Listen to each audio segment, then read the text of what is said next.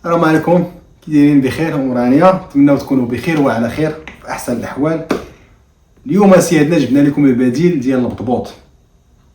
جاو عندك الضياف في اخر لحظه، بغيتي شي حاجه اللي تحمر الوجه، توجد دغيا سهله. درنا لكم البانكيك معمر، ما تياخذش الوقت بزاف، دغيا تيوجد، مقادير بسيطه، متوفره تقريبا في جميع الديور. وخليكم مع الفيديو باش تشوفوا المقادير والطريقه، فرجه ممتعه. كي قلنا نبدلوا شويه ونخرجوا من الاطار ديال البطبوط. نبداو بالمقادير نتاع البانكيك تاعنا. نحتاجوا 95 غرام تاع الدقيق، نص خماره الحلوى، واحد راس معلقه صغيره نتاع بيكربونات الصودا، تقريبا واحد معلقه ونص كبيره نتاع زيت العود، واحد البيضه. نحتاجوا اليوغرت تقريبا واحد 80 غرام، وغادي نحتاجوا الحليب 45 غرام. بالنسبه لهاد المقادير اللي عطيتكم تيخرجوا تقريبا 5 حتى 6 الحبات. الا بغيتو ديروا اكثر يمكن لكم تضبطوا المقادير. وبالنسبه راه نسيت ما قلت لكمش الملحه. دابا غادي نبداو نخلطوا الدقيق مع الخمارات الحلوه مع بيكربونات الصودا، ونزيدوا واحد قبيصه الملحه،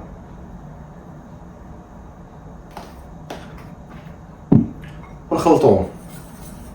ومن بعد ما حركنا المكونات الجافه غادي نخليوها على جنب. ودابا غادي ندوزو نخلطوا السوائل. غنبداو بالحليب، نزيدو عليه البيضه، زيت الزيتون، زيت الزيتون تعطي واحد النكهه اخرى عاوتاني مع هاد البانكيك. واخيرا نديرو اليوغرت.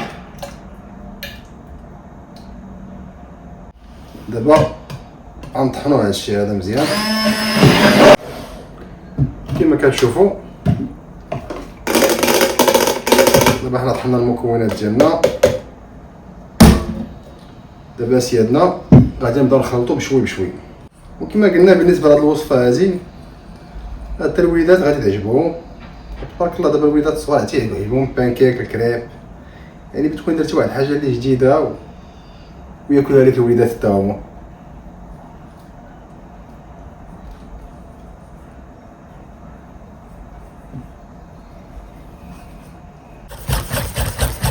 كما كتشوفوا العجينه كتجي بحال هكا.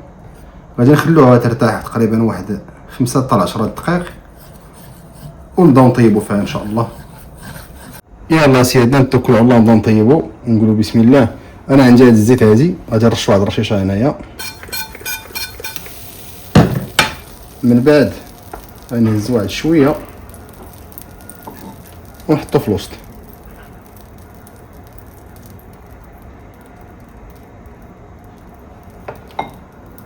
كما كتشوفوا دابا غادي نقلبوها ونخليوها عاوتاني واحد 2 دقائق.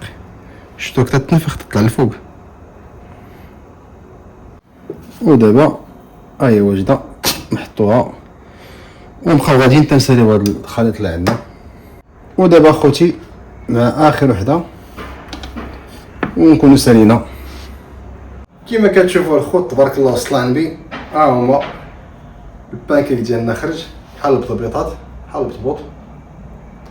بالنسبه للعمر يمكن لكم ديروا اي حاجه، المهم حاجه اللي ترتاحوا فيها نتوما ولا اللي تجيكم ساهله. انا اخترت ندير فيهم الطون، الخس، مطيشه، غنخلطو مع البصله، فرماج، وغندير فيه الطون غادي نخلطو مع الفرماج كريمي، ما نستعملش فيه المايونيز. وبالنسبه غنستعمل مع الطون شويه ديال العطريه. انا خديت الملحه، شويه ديال الزعتر، الربيع يابس والبزار. دابا سيادنا ندوزو نقادو الحشوه نتاع البانكيك. اللهم صل على الحبيب. غناخدو الطون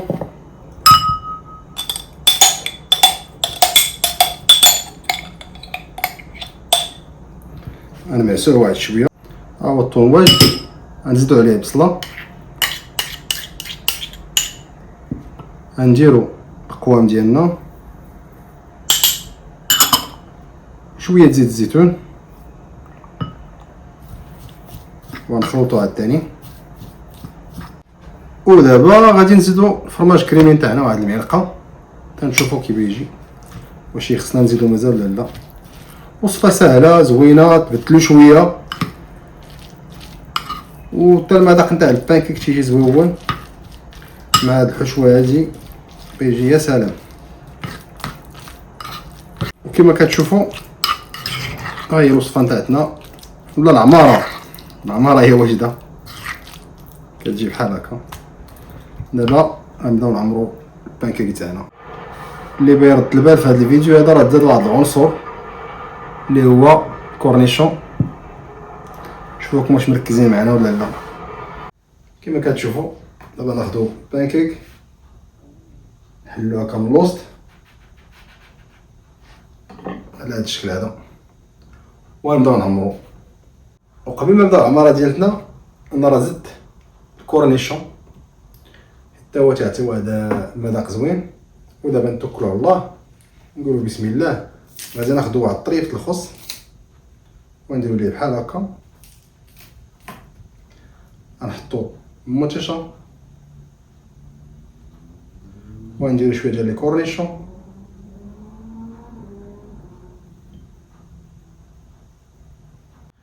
ونزيدو واحد طريفه الفرماج ولا جوج بحال هكا. وغادي ناخدو واحد المعلقه نتاع الخليط اللي درنا نتاع الطون بهذا الشكل هذا. كما كتشوفوا كتجي على هذا الشكل هذا، شويه ديال التغيير. احنا درنا شي حاجه جديده، بدلنا شويه على داك الروتين تاع البطبوط. دابا نستفوهم هنايا.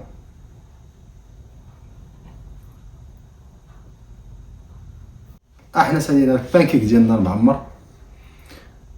وصفه سهله ما كتاخذش بزاف الوقت، دغيا اقتصاديه. نتمنى انكم تجربوها وتنال الاعجاب ديالكم، ونشوفكم ان شاء الله في فيديو جديد ووصفه جديده.